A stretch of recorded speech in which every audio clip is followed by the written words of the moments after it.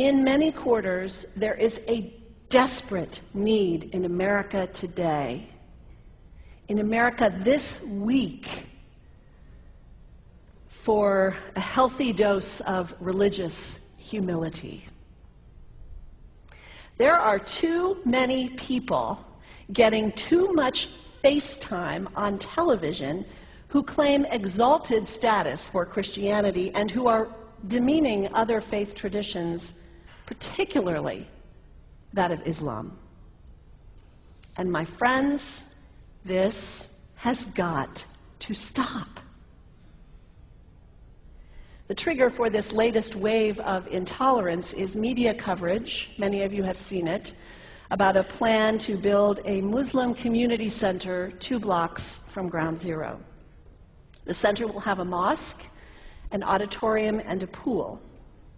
It is modeled after YMCAs and Jewish community centers all across the country. For all I know, it's got locker rooms and childcare. Now, to be very clear here, reasonable, faithful, caring people can disagree about how they feel about this facility being built so close to Ground Zero. But that does not justify the wave of fear and suspicion that has washed over this country over the last 10 days. The media are now calling this a wave of Islamophobia that is sweeping across America. I saw a story this week on CNN about a minister in Gainesville, Florida, who has declared September 11th of this year Burn the Quran Day. Thank you for your reaction. That was mine. This guy is a minister at a non-denominational church called the Dove World Outreach Center. He said all kinds of disparaging, insulting, inaccurate things about Islam that I'm not going to repeat from this pulpit. His message is about hate and fear, and I can assure you there is nothing in the Gospels, there is nothing in the teaching of Jesus Christ that says anything about burning the holy texts of other traditions. It is not there. The proposed burning of the Quran is obscene. It is not the work of peace. It is not the work of understanding. It is not the work of building bridges. It is insanity.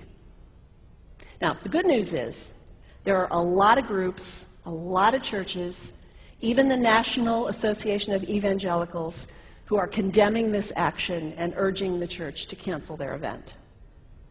A conversation about God demands grace and openness, a willingness to learn, to have our own ideas challenged, our convictions questioned.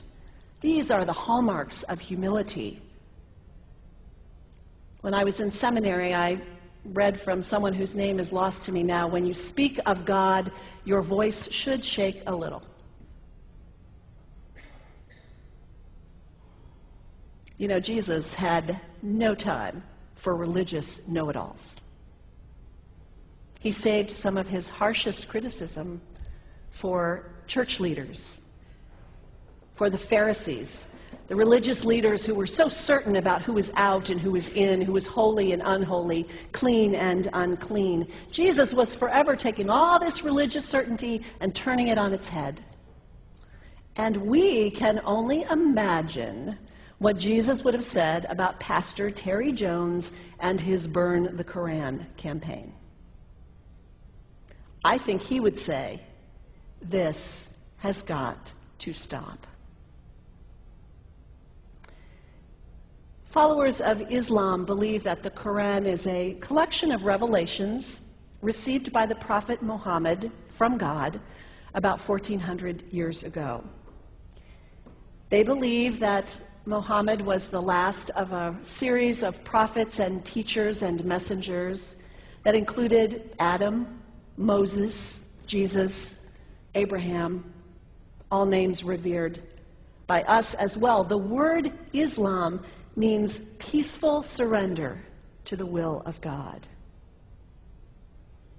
The Quran was written at a time when the Muslim people were being driven from their homes, persecuted, and killed.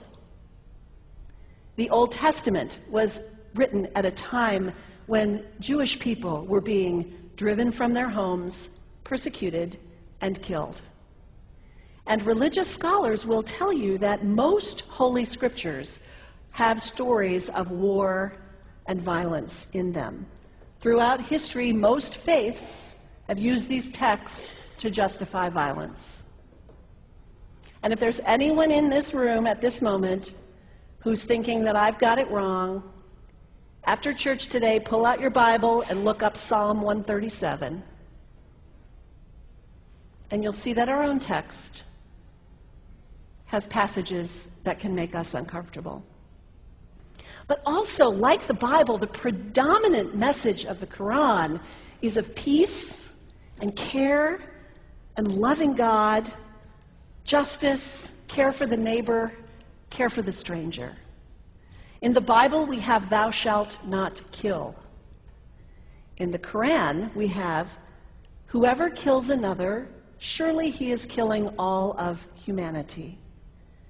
And whoever saves the life of another, surely he saves the lives of all humanity. These are words of peace, words of faith, words that could save the world if we would take them to heart. The second thing you can do, the next time someone sends you one of those emails demonizing Islam, delete it. Don't forward it. Don't participate in the stereotyping. Don't give in to your fear. It's okay to be a little afraid. We all have those emotions. Just don't give in to it. Don't sign on for it. Don't focus on this tiny group of extremists who commit acts of violence. Focus on the hundreds of millions of Muslim people in the world who are people of faith, whose priorities and concerns and families are not so different from your own. And third, when you think of Muslim people, think of individuals. Think of the professor at Ohio State. Think of the engineer at Honda. Think of the teacher at the elementary school down the street. When you think of Muslim people, remember those who died on 9/11, not the hijackers. There was only a handful of them. Remember Mohammed Sunhami Hamandi. He was born in Pakistan. He came to the United States as a small child with his parents. He played high school football. He went to college. He became a part-time ambulance driver. He died, this Muslim young man, on 9/11, trying to rescue people and save lives. When you think of Muslim people, remember Mohammed Salahuddin Cloudhurry. He was a waiter at Windows on the World, which was at the top of the World Trade Center. He died that day. His wife had their baby 2 days later. When you think of Muslim people, remember Rama Salih. She was a woman, 28 years old. Her neighbors described her as fun and outgoing and generous.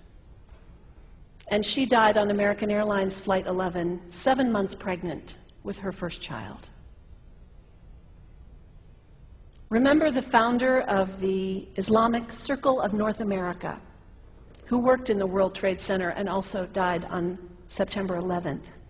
That same group now is giving away tens of thousands of copies of the Quran in response to the campaign about burning the Quran. In the language of their own tradition, they are spreading words of faith and peace and hope.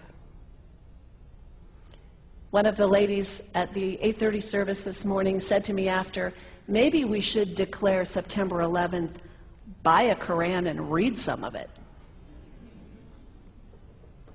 It is for us to share our message of love and hope and peace, but let us do it with grace and respect, and above all, humility.